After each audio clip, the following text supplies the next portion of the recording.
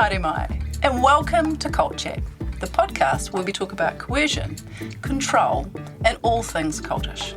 I'm Dr. Caroline Ansley. I'm a medical doctor. As a child, I lived at the Centrepoint community, a notorious cult in New Zealand, and now I run a website that advocates for the former children of the community. I'm Liz Gregory, and I run the Gloriavale Leavers Support Trust, and I'm privileged to walk alongside people after leaving this group as they embark on their new lives. And I'm Lindy Jacob. I'm a former member of the Exclusive Brethren, and I'm part of the Olive Leaf Network, a new initiative in Aotearoa to support leavers of high-demand religious groups. Come with us as we unpack the cult playbook. We'll be talking to experts and leavers of coercively controlling groups, and we will call for Kiwis to cult-proof their lives. Come with us as we traverse the cultiverse.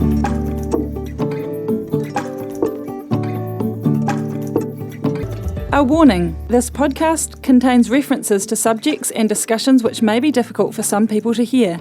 Please take care of yourselves and your whānau when listening.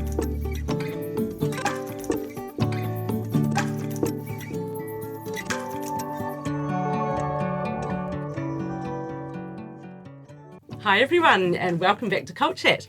What a delight to have my friends Lindy and Kaz in the studio here with us at Plains Media. It's so great to be here. It's wonderful to be here in person. Wonderful. Well, today is a really interesting episode because we're going to be talking about something a little bit unusual, and maybe the title captured you and you thought, what on earth could this be about? Cult Chat. You know, we generally talk about negative things about cults or the positives of healing after leaving one. And in episode 64, we did an interesting chat about the rewards of leaving. And so this episode, what are the benefits or the good things about being in a cult? I guess there are some things that are attractive and people remain in them. Wow, that's the question we're exploring, right? It's like, what is so good about cults? There are so many people who join them and who stay in them and who don't want to leave. So what is so good about cults? Yeah, well, it was a bit of a challenge that I actually had given to me from someone still living in Gloriavale, quite a loyal person.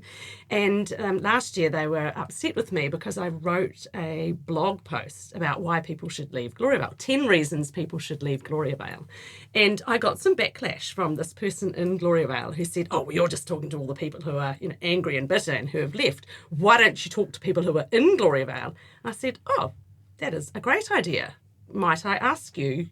Yeah, I will do that, and I will do it honestly. And I said, would you like to participate? Would you tell me? But actually, no, they didn't want to because they were worried I was going to twist their words and make it into a bad thing. And so I said, that's fine. I will talk to some other people, which I did. I took up the challenge and I wrote a reply blog post. So you're saying you got feedback from other people who are still current loyal members of Gloriavale around what is so good about being part of the Gloriavale community. I did. And this is on your website, yes, under your blogs. Under the blog post. And I did. And I did it in good faith. I said, tell me, what is it? And so the reply blog post was titled, 10 reasons why people remain in Gloriavale. And, it wasn't as long as the reasons people should leave. And I didn't change or add a slant to these answers. I didn't.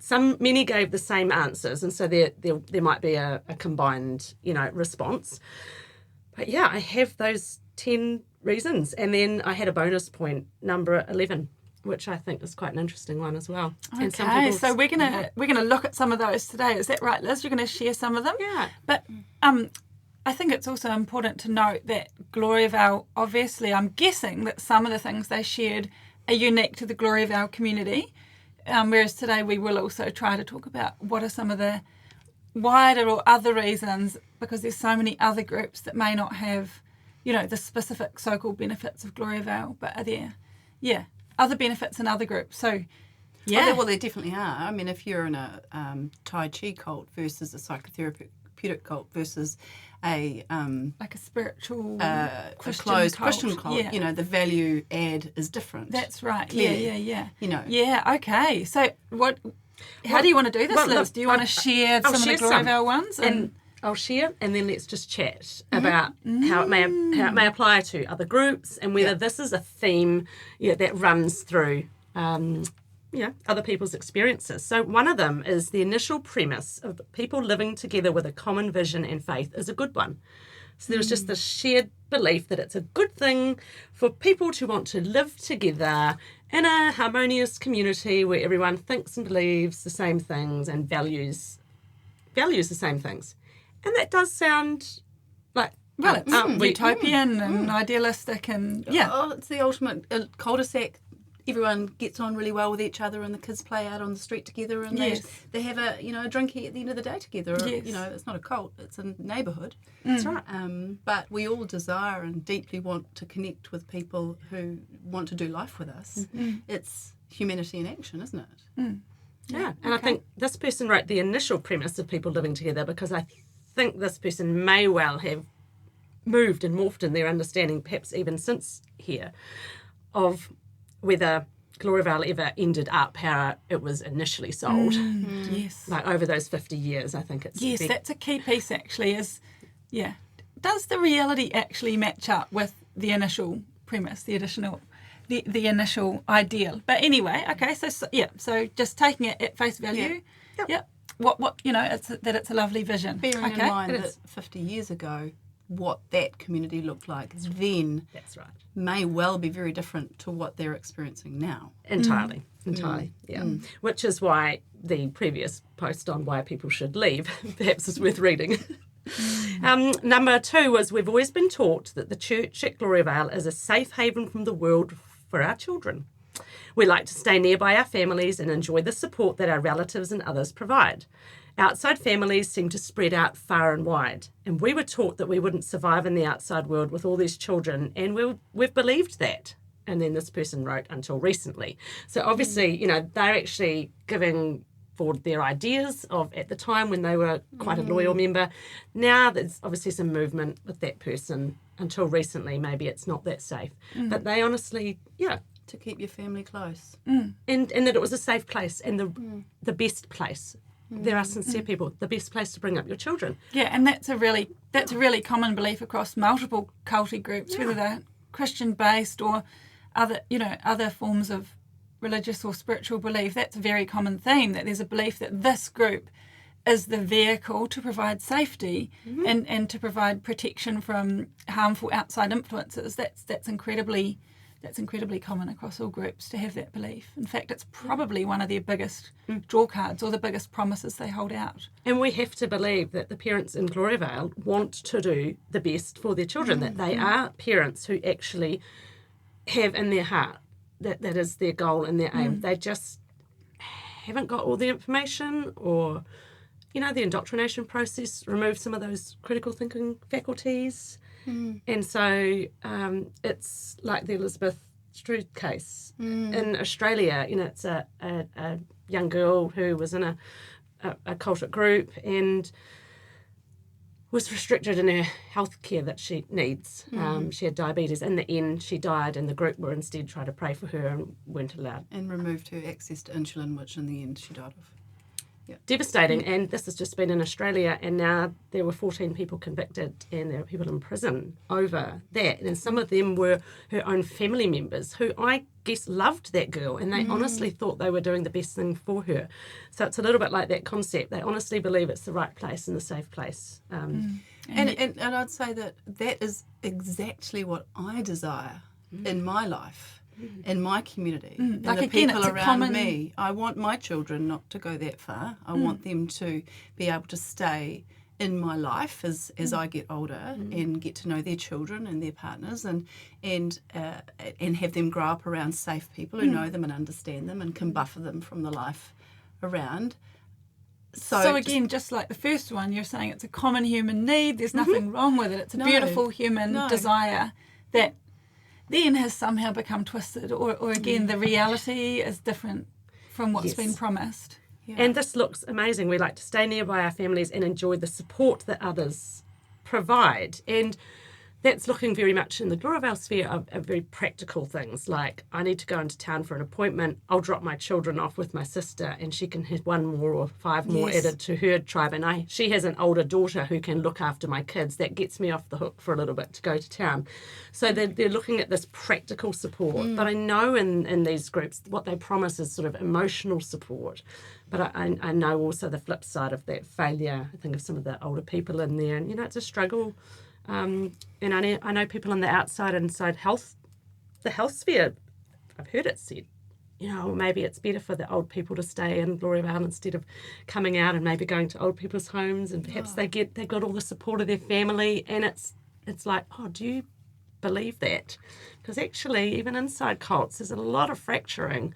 Just because you're right next door to someone in your family, it doesn't actually mean you've got open communication and dialogue, a good connection, or good support occurring at all. But it is a belief that we on the outside think is a positive about cults. That's so true. Like I would have assumed that, like I know that among the elderly, being lonely is a massive problem. So I would have thought, they wouldn't have that issue in Gloriavale because they've got enforced physical closeness to their children. But you're saying that it's not that case. No. That actually reminds me of, I remember once hearing a man who'd never been part of the Exclusive Brethren saying how wonderful he thought their commitment to hospitality with each other was, because he had some neighbours who were brethren, and he said they're always having other families over and for Sunday lunches and this kind of thing. And he was like, it's amazing, their deep value for hospitality. And I was shocked, and I said to him, but do you realise that the hospitality is enforced? Like, we're all on a massive roster system, and whether we like it or not, we have to host like 20 to 30 other people every single month. And then every Sunday we have to go to other people's houses, whether we like those people or not, whether we want to hang out that day or not. Like, it's not as lovely and idyllic and social and hospitable as it seems. It's enforced. We do not have an opt-out button. And so it's that classic thing where sometimes I feel like with a lot of these things there's a promise held out or a vision that then the reality behind the enactment of that is very different. And yet we still need to talk about this vision that's being held out, because that is the so-called good thing that has either attracted the people in there or is retaining them in there because they're still like striving for that ideal, even if they're constantly never quite reaching it. Like there's still this commitment to, we can achieve that vision if we just strive a bit harder. And if you say something enough, it starts to feel like it's true, even though it's not actually in front of you true, like... I think that's the challenge here with talking about these good things, is that sometimes it's the divide between reality and the vision aspirations. And it's ended up creating actually a facade or a front or an illusion. But nonetheless, let's keep talking about them. Well, I wanted to say a thing there about it, the Centrepoint scenario, which is much like this idea of community. It's the community idea, and it's the whole idea of being helped to do life together. Centrepoint attracted quite a few vulnerable people at a time in New Zealand's history in the 80s, particularly when the social services weren't very joined up. Like support for solo parents wasn't great. Support for people with mental health issues was really, really not great. And social services weren't that great. And to go to a community where you could be a solo parent, you could have some mental health struggles, you could get therapy in the community. And in theory, you could have other people willing to look after your children. I mean, they might be having sex with them on the side. But... We're not talking about the harms here. We're talking about the good things. Stay on track, Lindy. For the person who went there wanting to experience open sex, they thought it was a wonderful thing. Exactly. At a time when society was repressed, like that they wanted to be different, they wanted to be the rebels, they wanted to be counterculture, they wanted to find a new way of being that chucked off some of these things that whatever they were, that they were part of society that wasn't working for the individuals. They were chasing a dream and an ideology that is so inherent to being human. And I think inherently with the problem here is it wasn't truthful. You know, what people wanted and what they were being given didn't align. That's because there was exploitation. And there's your difference between good, healthy communities and other communities. Culty groups always have the deception, there's manipulation, the coercion, the control layers. And the people who are looking, going, oh, that looks really attractive, they aren't seeing that. They're seeing how it might meet an emotional or a practical need of theirs for now. And those born in, it's just a different story altogether. They actually believe it is all as good as all that. Even their experiences that are bad, literally, I think of the Gloriavale scenario, they were showing movies of terrible things that would happen on the outside to show them that, see, it's way worse on the outside. So they even still believe. I've heard women sit in court not that long ago and say, I still believe Gloriavale is the safest and best place to bring up my children. And so there's a hyper focus on painting the outside world as being inherently dangerous, and so therefore, they're offering the solution, that they're the safe place. And, you know, in a chaotic world, you know, there are terrible things in the news. If you want to focus on all the terrible things, you would be too frightened to step out of your door each day and even go to the grocery store. There are terrible things, but there's also incredible things and incredibly kind people and incredibly amazing support initiatives and resources. Like, the world is not, it's very black and white thinking to paint. The outside is all being this negative, dangerous place. There's also just so many incredible people and resources. But but you know, the point is they're painting themselves as the safe haven. And I also want to make a point here that's relevant to other episodes as well, that we're talking about your experience in exclusive brethren, we're talking about Gloriavale, but these are quite closed communities where you're either in or you're out. Yes. Okay? So there's a lot of cults that have, the edges are much fuzzier, and there's almost layers of engagement and involvement where right at the centre you're heavily caught up in intensely cultic activity, but you can actually drift around the periphery on those outer edges and partake in the practices, do some meditation, maybe do some, whatever the group is, whatever the religious practice is, or like Centrepoint, move through it for a time and not give much of yourself to it. Come and go and go to the workshops and have a great week and maybe come backwards and forwards over a year or so. Pick the bits that suit you for that time of your life. Yes. And it seems great on the edges. Right, because you haven't been exposed to kind of the higher levels of coercion or the higher levels of control. Yes. That those on the inside. Yes, when you give more of yourself, when you give up more, when you lose less of the supportive resources, if you're particularly vulnerable, so you can get a level of the good things and skirt away from the bad things. Are they the people writing books, doing blog posts and getting on pro-cult documentaries where they just talk with starry eyes about their experience in the group? And they're invariably not the most vulnerable, right? They're not the children. Not often. That's I have heard people talk about that.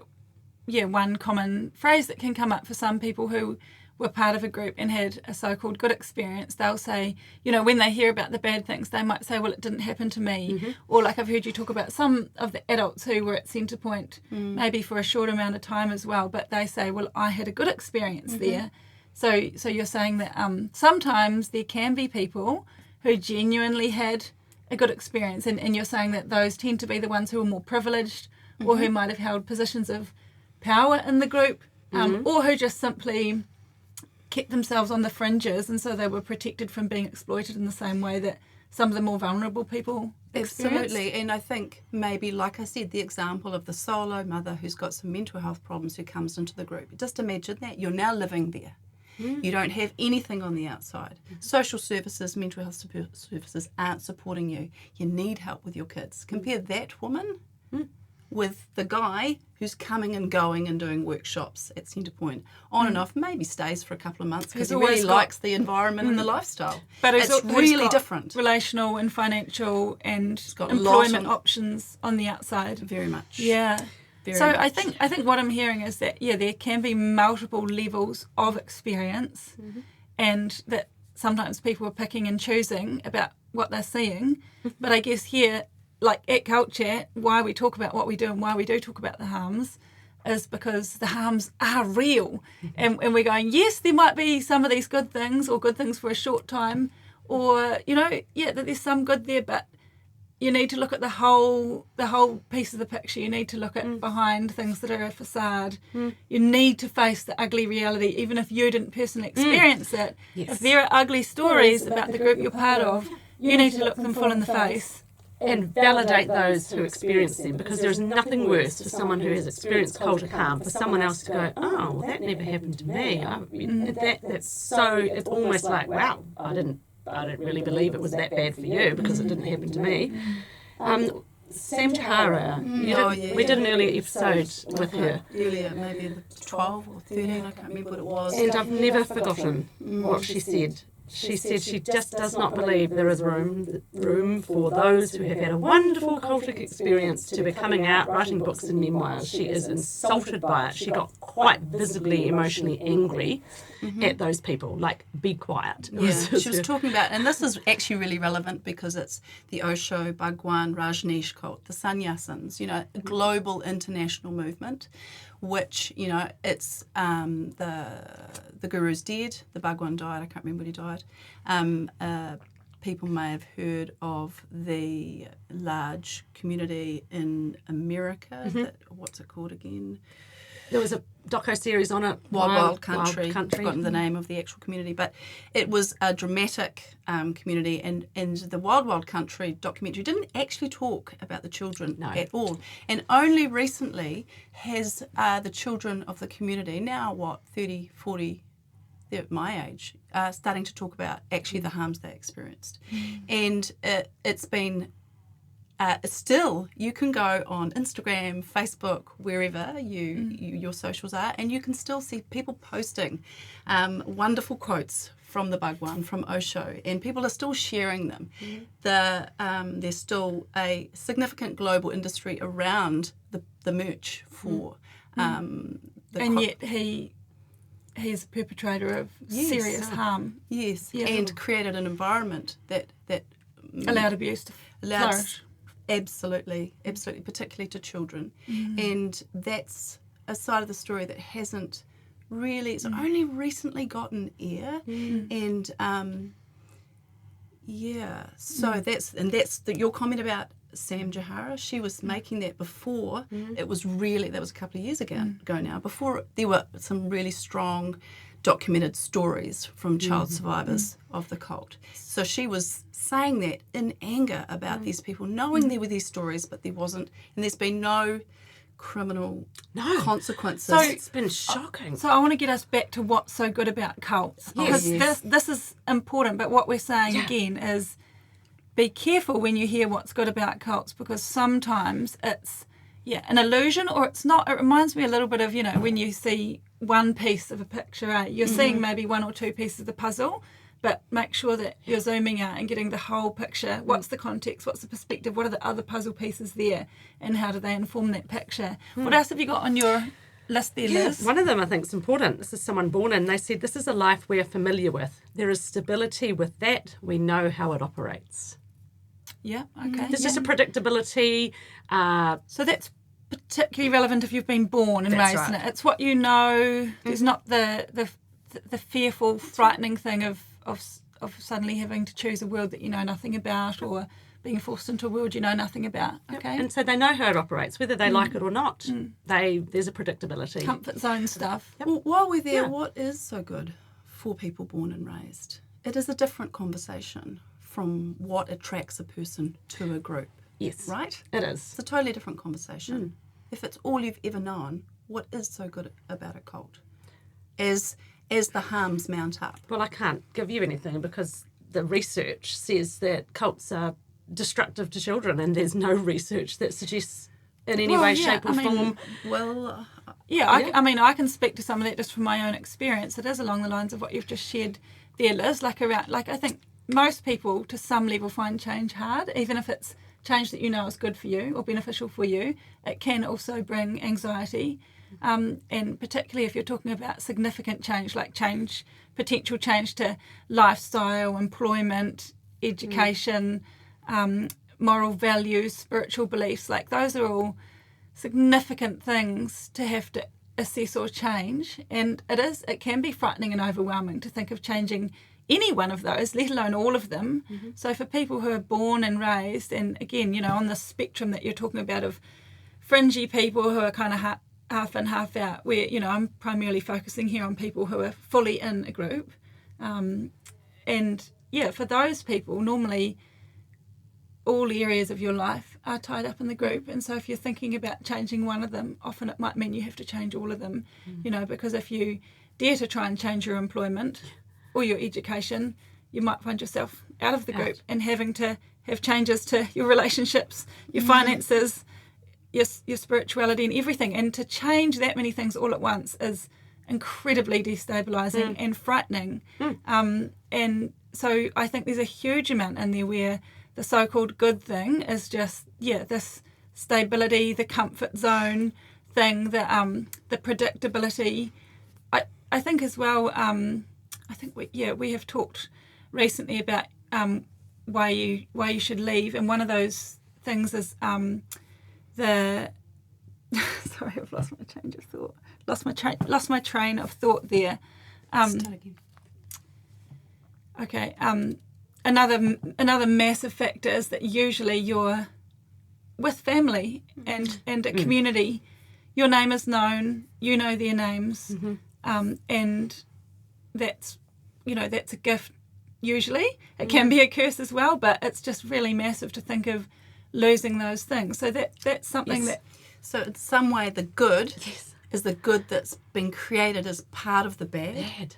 It's like you shouldn't lose them. They're tethered. You shouldn't lose them because you're in this community, and it's enwrapped in this whole, if you leave, you lose them. Yes, that that's it becomes right. good. Like I often use the metaphor of a golden cage with lots of lovely bells and whistles and, you know, and enough so-called food in there, but it's still a cage. It's these things are good, but they're then weaponized or they're used to gain control over you. So I want to talk about something that I've not found much space to talk about yet, is the fact that the children of Centrepoint, I kind of think them as two different generations. Those who were there in the very height of the sexual abuse harm, and then those who were born in, like literally born in. And they didn't all start off born in, they were taken in when their families became part of the community. And there's a different narrative. I might be simplifying it. For those who are from Centrepoint, please excuse me if I've simplified this, that there is a little bit of an argy-bargy between those groups, because the second generation, or after that time, they're not really a second generation, the younger generation, shall we say, were born at a time where there was increased awareness around the trials and the legal trials around the sexual abuse and the drug stuff. So they experienced less harm, and it's all they ever knew. And this was a community with all the harms that were going on.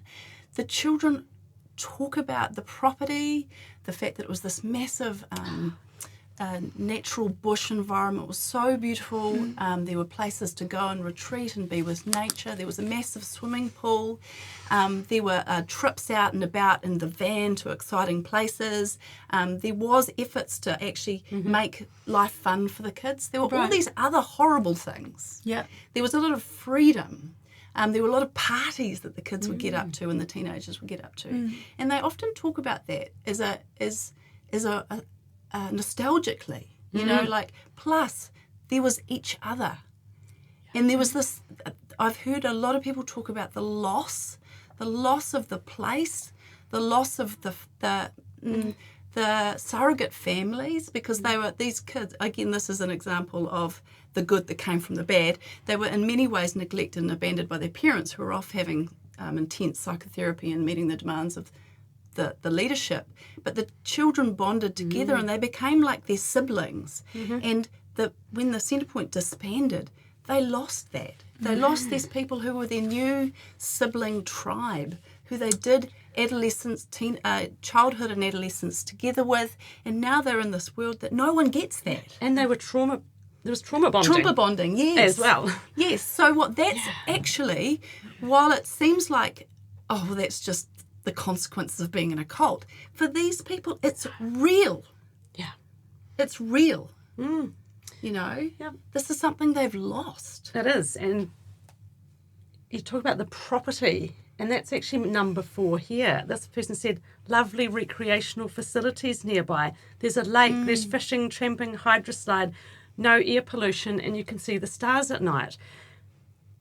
That's great, because I have all of that too near my house, so that's not exclusive to, but you've got this Gloriavale property sitting there. But when that got tested in court, some of these people were asked, how often have you been tramping up that mountain behind you? And one young lady in her teens said, oh, I think maybe when I was, 7, and then when I was maybe 13. And actually the reality of how much they get to enjoy the recreation facilities on their terms, that's another story altogether. In fact, I was highly disturbed, and I'm still concerned about it. There was a coronial inquest, a sad situation recently involving, a Gloriavale member, and the coroner was, determining cause of death.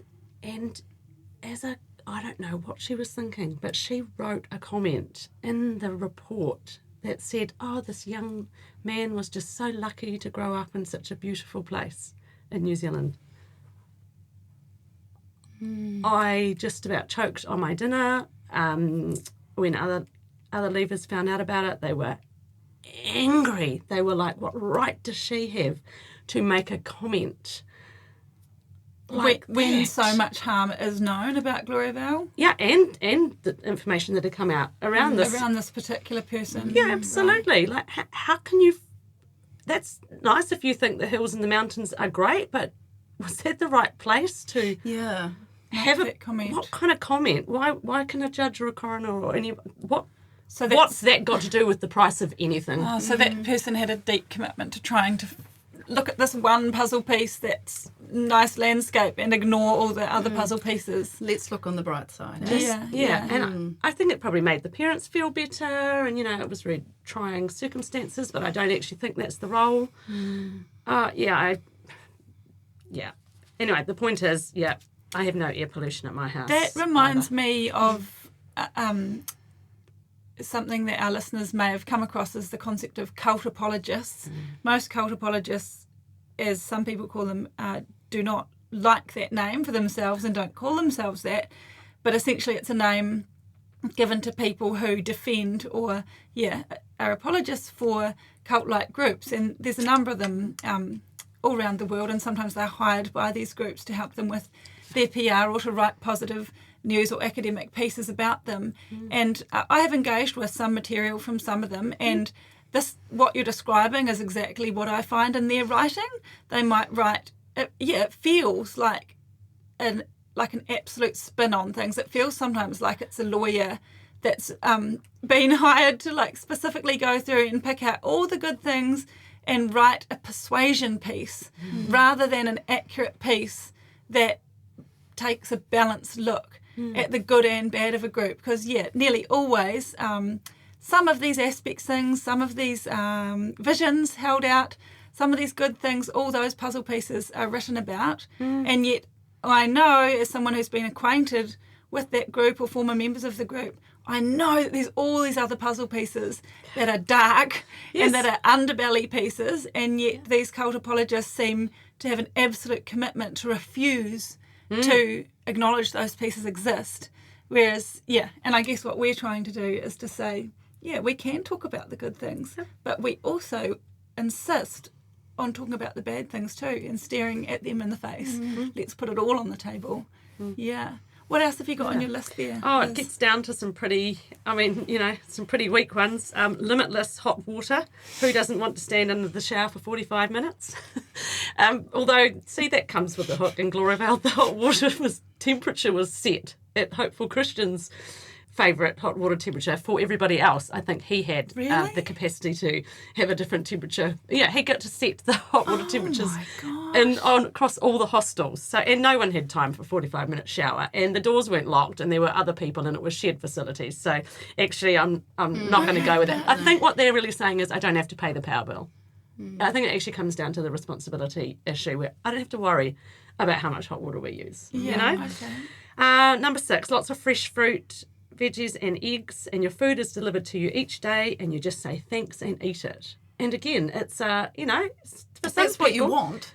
some people really, but I would love that, like that does seem like for me, What if it's food you don't like? well, that's the problem. What if you don't get time to eat it? Because then they come out and they tell us about all the dreadful food. I've heard enough stories about cabbage and fish, and you don't want to know, of food. And so the food isn't really highly rated. Again, if you've got 12 kids and you're being worked to the bone, then yes, someone You are delivering you grateful for the food and cabbage not and the having fish. to think about your food and it comes to you and you just have it done, then that. And people talk about how wonderful the food was at Centrepoint too. Oh. They do. And I remember it, they had these, it's called Bain Marie's, where you stand up and you get your tray, and it's a bit like a... Oh, marvellous. See, that does sound good. The food was good. Wow. But you're saying that because you don't like cooking, Liz. Yes, but actually the food at Gloriavale wasn't great. And people, I've never really heard anyone really enjoys it. And yet this person that thing just... called bargain box. I've done that. But now I've got a Thermomix, so let's not talk about that. No, she'll recruit But you. the She'll fact recruit you is- into a Thermomix club. I think that I it's called it about... a club. That was generous. I think it's about the having it delivered to you. Yes. And the not having to think, and the lack of responsibility in that area. Yeah, and fair enough. Most of us will be waiting till we live in rest homes to have that happen. I'm looking forward to I that. am a bargain box girl. Yeah, It well, does there you come go. to my house. Yeah. I've taken it bargain box. I've had it delivered while I'm camping in our holidays in good Nelson. one. That's fun. Go to the main desk and get it, and I've got my meals for the week to cook. That's brilliant. Good idea. Those are really valid. What else have you got? Number 7, easy to learn a vast array of skills. There are very creative people here. And we've talked about that in a previous episode. Centrepoint people say the same thing. I'm struggling with they- that from my context because I'm like, again, it just feels like I remember seeing a meme where it said, what does it say? You guys would have seen it. It says something like, or is it Henry Ford? He said, you can choose any colour you like as long as it's black, about cars. Like this thing of, you can have any choice you like within this limited selection that I'm giving you. Yes. Like, okay, did the Gloriavale people have an array of skills they can learn? Is that true? Within the context of Gloriavale, at the approved school level, yes, there was an orchestra, which everybody, who was sort of told to. Or, Okay. but If you there were didn't want groups to play a musical instrument. That's right. You still tough. played the musical instrument. I or see. the creative endeavours towards their concerts really did become something that people wanted themselves to get involved in. And I mean, honestly, the backdrops, the costuming. On the context was of all the other amazing. work, Yeah. though. On top of that, and so there was a creative expression there that was allowable. But on the whole, no, you're not looking at a group of creatives in the way that you and I understand the width and breadth of creativity are. Yeah. And actually be able to create what is inside yourself. No. Rather than express somebody it. else setting the vision of what you must create. In fact, you've reminded me that children in there, when you ask children to draw a picture, they were going to be doing some painting outside, more recently, outside Gloriavale, somewhere maybe Otera Pass, to paint a public space, like a tunnel or something. And the children were asked to do some practice beforehand. And in the context of Gloriavale, if you don't do a good enough bit of art, the kids would take it home and the parents would actually redo it with the children and for the children and take that back. So a lot of the work that gets sort of submitted in the school context was still very heavy parent, that's not good Heavily enough, let's edited. try that. Yes, and so the pictures that came back the next day and given to the teacher were wildly different from the ones that were yesterday, and they're the ones that went down and got painted. It's like, creativity inherent in it is trial and error and mistakes and correction. It's like inherent in being creative is being able to do that. This is someone externally correcting, improving, it's not good again, enough. Yes, because of the fear of failure and the fear of not being up to scratch and perfection. It's like it's a creativity squisher. It is. But again, so to try to stick with... We're struggling with this, I'm aren't we? looking really... I'm trying to give them the due weight for the validity of what they've shared. Okay, so I'm guessing that, I'm just trying to compare, I'm comparing this person to the availability of skills and creativity we have out here, but I guess that sometimes culty groups can give you experiences that you couldn't get elsewhere. Like maybe if you're a person who did have limited employment opportunities or education opportunities because of where you lived or a lack of financial resources, there are maybe some groups that, might take you on and, for example, some groups encourage international travel still within the confines of their group. But, they might say, oh, yeah, we'd love to send you to Mexico or, the back blocks of some other country. And India. Yeah, and you might see that as a wonderful opportunity to travel that would have never been available to you or may not have been available to you in other ways. Like, okay, so maybe if I wanted to learn how to cook for a huge amount of people, or if I wanted to learn how to be a dairy farmer. Gloriavale, or Centrepoint, they grew a lot of their own vegetables and plants, and they had a hat factory. And if I wanted to learn how to fashion kind of, I can't remember what they called it. If I wanted to learn how to make hats, I could say, wow, Centrepoint gave me this. Right. Okay. So thank you. Next one. Number 8, and I think this is the crux of some of these groups. We don't have to worry about money. Why worry about something you don't have? So these are for these strict groups where you've got communal possessions. We don't have to worry about it. We don't have to pay bills. If you crash a car, break a window, drop an apple core, just stand up and say, I'm sorry, that's the end of it. You don't have to find money to fix it. There's a flip side to that. There's a lack of personal responsibility there. There's no, what do we do when we break a window? It costs us. We go and we apologise if it's not ours, and we fork out of our own money. But people coming from respect for it. You have more respect for it. Ownership of it. Look after but things. It's not just that. It's also you've got no freedom. So if you, like at Centrepoint, people's toothbrushes were always getting stolen. Oh, yes. And you'd have no toothbrush. Why were people doing that? Oh, well, I think they had them all in one place by the sinks. And someone would just take their toothbrush, and people would often have no toothbrush, and you had a certain amount of, like a small amount of pocket money per week for personals, and that was it. If you needed something else, or you would have to kind of so again, make an application. And it came down to quibbling over tiny little amounts of money, right? And it was just ridiculous. Like no. It's all very well to say, I don't have to think about money. But what is ultimately at the end of that is a complete trust in the authority that to all degrees of your basic needs are going to be met. They'll be met at the time that someone's that works always for you. Going to be happy to buy you a new toothbrush when you need it.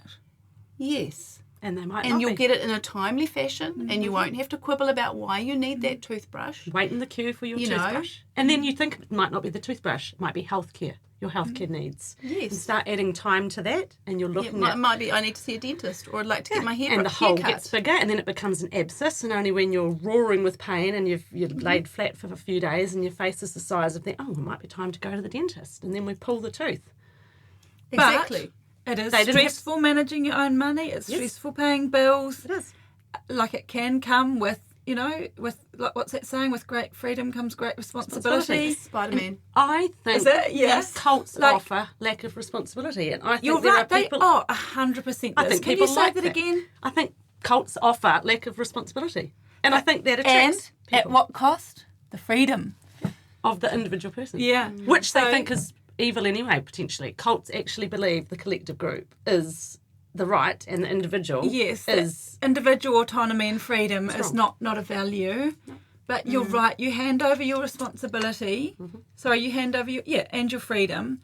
And that is what cults offer. And for some people, particularly if you're overwhelmed with life and with responsibility, to hand over the cooking of your meals and your finances, and I might add, to hand over even the stress of trying to figure out your moral compass in a chaotic world, to hand over all of those things to a group, to an authority figure, can give you a surface feeling of relief. Alleviates. But not everyone wants to hand that over. I think handover automatically sounds quite negative, like you're relegating your responsibility and you're shirking it and you're kind of like being lazy or whatever. Not everyone actually wants that, but they accept that. This is part of living communally. Transaction. It is part of living communally. If we're all going to work together, we have to share all of this out. And I quite like cooking, but I've not been rostered into the kitchen. or I have this creative outlet, but there's no space for it here. So it's a cost-benefit It analysis. is a cost-benefit. And you may not be going, I don't actually ever want to have to go to the grocery store ever again. I'm glad someone's doing that for me. You might be like, well, it's just not my role in this collective. My role is over here. And that's what I've been given to do because I believe in the wisdom of the leadership. And who puts me wherever. And maybe I position myself there to begin with. But then how hard is it to move from that position if you decide you don't like it anymore? And then over time you lose skills. You're told repeatedly that you can't do this other thing, that someone else is better at it than you. So I think it's a little unfair to say people are like offloading or shirking. I think there's definitely some of that, absolutely. But sometimes it's a slowly boiled frog. Yeah, yes, exactly. And I think this learned dependency, you know, like whether you wanted to be dependent, and I mean, like infantilism. Like if you just live in a household with another adult, eventually over time, that other adult does things that aren't. I mean, you were always calling Graham for the computer. He has skills that I don't have. And maybe if he hadn't been there, you might have learnt them. Yeah, so like that's just naturally happens when we're working in community with others. It right? does. It doesn't mean we're offloading. No, it's not a bad thing because sharing is caring. Yes, but the problem is when there's no movement, then when there's inflexibility, when you're shoved into a space, When there's no care. and when there's no care. Yes, absolutely, and you're being sinful if you try to be any different. And you've brought me to an interesting point where I've thought about there have been some people who've left prison. They were people who lived in New Zealand society and were in prison and went to Gloriavale afterwards. And I think they were people who were struggling to readjust on the outside. And this looked like an opportunity absolutely. to have my needs met, to integrate, but perhaps they weren't safe people and they may have been going there for more insidious reasons as well. And hopeful Christian, while he was in prison, he was proselytising and encouraging people to come. And some people went when their marriages fell apart. They were people that went there that looked like a place they could go. Yes, well, I mean, when I was planning on leaving the Brethren, I was very aware that I was going from a highly structured environment where, again, I didn't cook my own meals, didn't live by myself and had very structured daily routine. I was really aware of that and of the overwhelmingness of having to go out somewhere and do all of those things when I didn't know how to find accommodation or properly, And so I completely looked at the army. I was like close to joining the army because I thought, I'll have a roof over my head, I'll have stability, a path, I'll have a predictability, place I can walk to get food delivered, on hand. Yep. Yeah, I was super close to joining the army. So you institutionalised. Wouldn't and you have wanted to move to another and I institution. realised that actually moving to another institution might not be a bad idea. Yeah. Glad you didn't choose jail. Yeah, I'm imagine glad where I we didn't would be. choose Gloriavale. So we haven't got much time choose left, and I'm jails. conscious we've got other things we haven't mentioned. Good. I've got just two more. Believing that because we're born here, that's where God wants us to be. And we also took a vow unto death, and we take our promises seriously. So there are people there who made the vow promise that they would stay there forever, morally, legally, before men and God, if they break any of it, to the peril of their soul. Feeling like it's going to bring a curse on you if you leave. That's right. And so, they were told that they were born there. That's what God wants them to do. That's what and we a were sense told. of security. They like that sense that this is where God wants me. I'll put up with whatever. So there's some kind of spiritual clarity there, like a sense that I am where I'm meant to be, a sort of, I don't have to forge my own path. A fated idea. Yes. That I'm where I'm meant to be. Yeah. And even though it's like really hard and awful, but there's this thing of, but it's comforting too, isn't it? Like the sense Well, if you tell yourself that, this is where I'm meant to be. if that's your worldview, and you tend to like things a bit more uncomplicated. Yeah. Like what we haven't mentioned here is that cults offer certainty and simplicity in a highly complicated, uncertain, frightening world. And that's why I think we're going to see a rise of cultic activity. I think we are in another part of another time period that we experienced in the 60s. I can see this happening. And I think number 10, we've been taught salvation and eternal security will be ours. So you really, and that, honestly, these parents were saying we were worried if we left, our children would lose their faith. So that's not just talking about the benefits in this life, it's talking about benefits in the life to come. That's right. That this is your way of guaranteeing safety for the life to come as well. And I think that's a good thing. And number 11 was my bonus point. Some people are staying to see if they can bring about the change that's necessary. Now, when I wrote that, it's possible some of those people have left.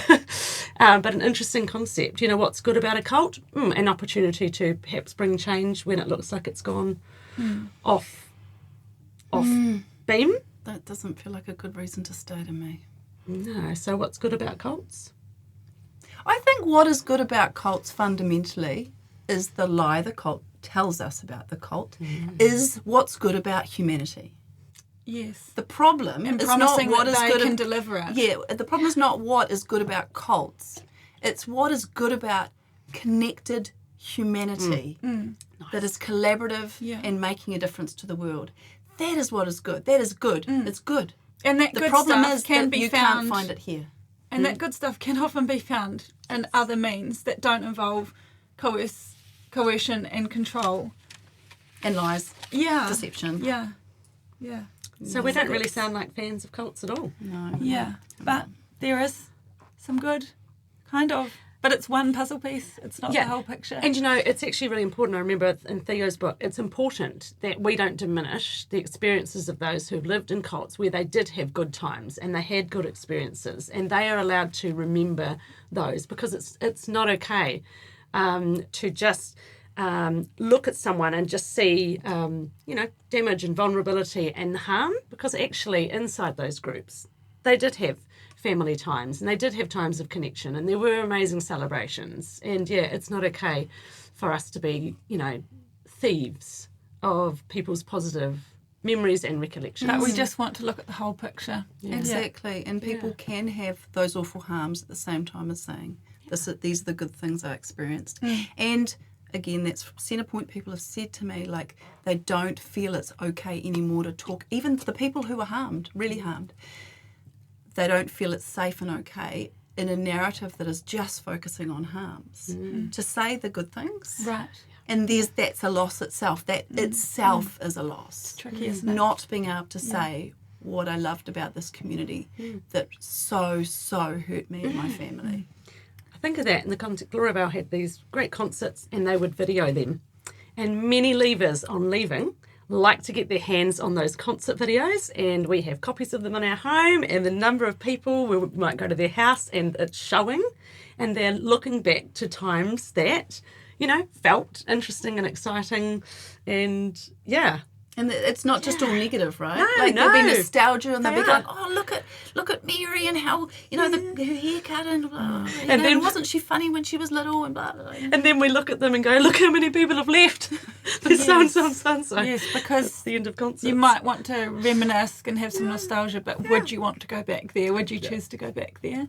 And it's got to be safe. It's got to be okay to do that reminiscing, because that's part of people's healing too. Is we talked about in the grief of leaving, letting go of the things, or saying goodbye, or grieving the things that actually satisfied on some level. We don't grieve harms, right? What are we grieving?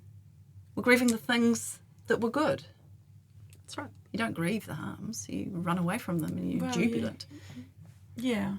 Yeah.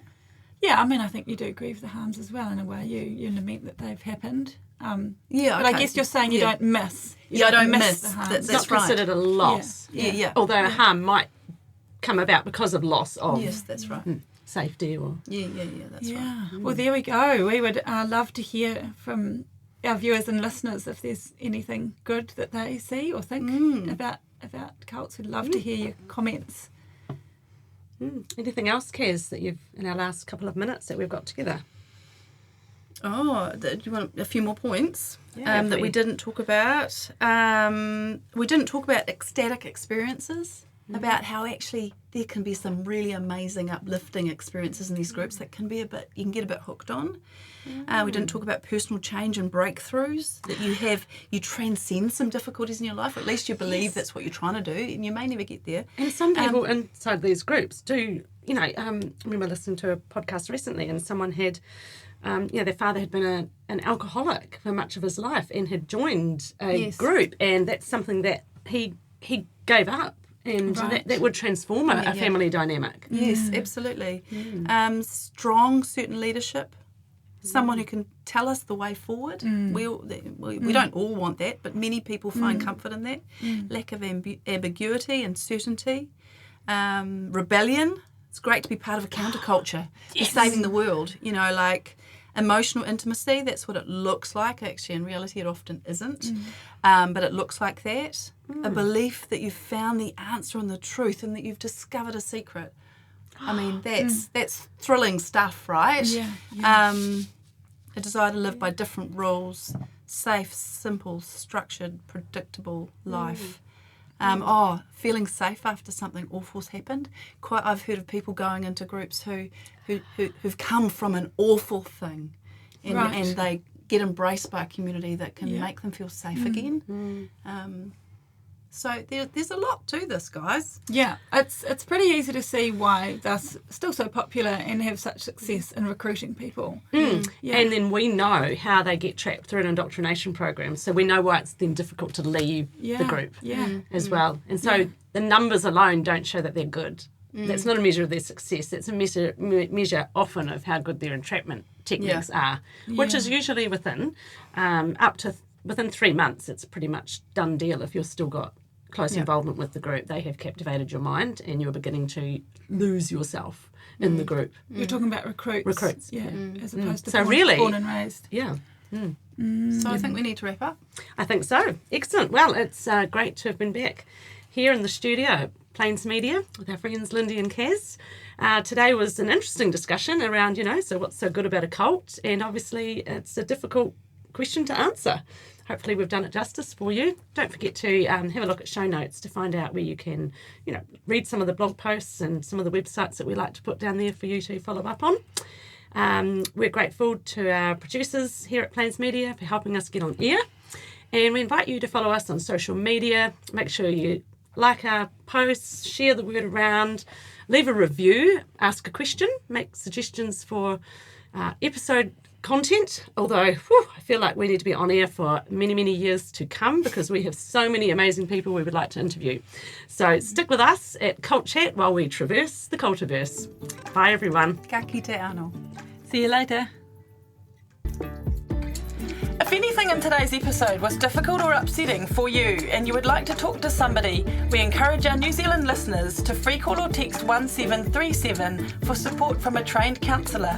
Or you might like to visit the resources section of the Olive Leaf Network website, where you can find a range of organisations and resources that might be able to support you. We would also like to remind you that the views and thoughts and opinions that have been expressed in this program are the speakers alone, and Cult Chat does not necessarily endorse or share them.